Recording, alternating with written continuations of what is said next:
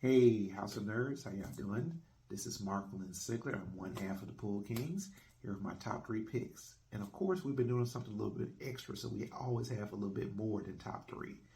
So I think this week I had 15 pulls from Comic Book Wednesday, and some of those were actually old books, so I'm not going to include those in the picks. However, I think once we got down to like the actual books that came out this week, I was able to get, I only had 10. So out of those 10, I actually selected, I have my top three, and I have two honorable mentions. So let's go ahead and start the honorable mentions. So number one, honorable mention, number two, honorable mention is going to be from DC Comics.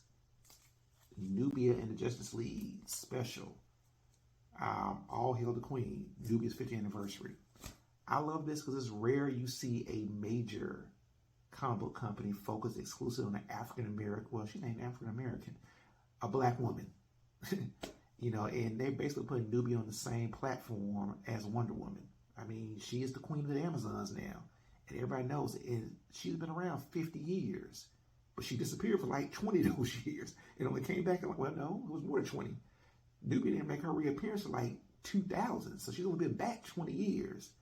So I got to credit DC for really kind of say, hey, we have this great black woman character, and we're going to put her on the forefront. Because for all intents and purposes, she is Wonder Woman. She's a super Amazon just like Wonder Woman. And now she's the queen of the Amazons. So definitely I recommend you guys check that out. All right, so my number one honorable mention from IDW, Star Trek number 2. And I'm seeing a lot of buzz on this book on the internet. The first issue was actually my number one pick when it came out, I think on October 26th. This is a solid second issue. This series is being pitched as a sequel to Deep Space Nine, which is my favorite Star Trek. And I'm a Trekkie first and foremost. So I mean, you got Cisco, you got, let's see, Data's his first officer, Crush's is his chief medical officer. You got Tom Paris from Voyages the Helmsman. You got Scotty from the original series as an engineer. In this issue, you get Worf, who was on both Star Trek Next Generation and Deep Space Nine. He joins the story as well. And Worf is going to get his own spin-off title from this as well. So if you're a Star Trek fan, if you're a Deep Space Nine fan, if you're a Worf fan, you need to check out this book. Now we're to the top three. Number 3. From Marvel Comics, Avengers Forever Alpha. Avengers Assemble Alpha. I said Avengers Forever. So I know Jason Aaron's run on Avengers has kind of had his haters. People like, what's he doing? Doesn't make any sense. He got these prehistoric Avengers. There's all these titles. But the man obviously loves Avengers.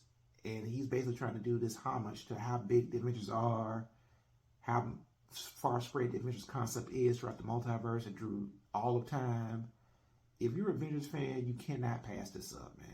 You get to see the prehistoric Avengers with the archetypes of the present day Avengers. It's a good book, man. I know people have hated on it. I know people have waited for him to get off this book. This is probably the conclusion of his run on this book. And I hadn't enjoyed all of it, but I've enjoyed enough of it to keep me buying. So definitely check it out. Avengers Assemble Alpha, number 1, Marvel Comics. Number 2. Justice Society of America, number 1, DC Comics. My man, Jeff Johns. Jeff Johns is somebody else who's been in trouble recently. The whole thing with Ray Fisher and Cyborg and what happened on the Justice League movie and him and the producer and all that kind of stuff. But Jeff Johns, this is where I don't know. I think this is where I first became a fan of Jeff Johns when he's writing the JSA probably 10 years ago. I mean, the man took Hawkman and made that concept work and everybody understood it. Everybody talking this Black Adam movie, a lot is based on Jeff Johns' work on JSA, when he had some of that team, they went to Kahndaq. Jeff Johns is back at Justice Society of America. I'm not quite sure how the story connects to everything yet, because it also seems like connect to an alternate universe or a time travel past, because we're using the Helena Wayne versus of Huntress. But it's a good read, man, and it sets up stuff. I mean, and Jeff Johns is a master at setting up these old characters that nobody seems to care about, but he can make you care about them, and he'll turn out some great stories. Check it out.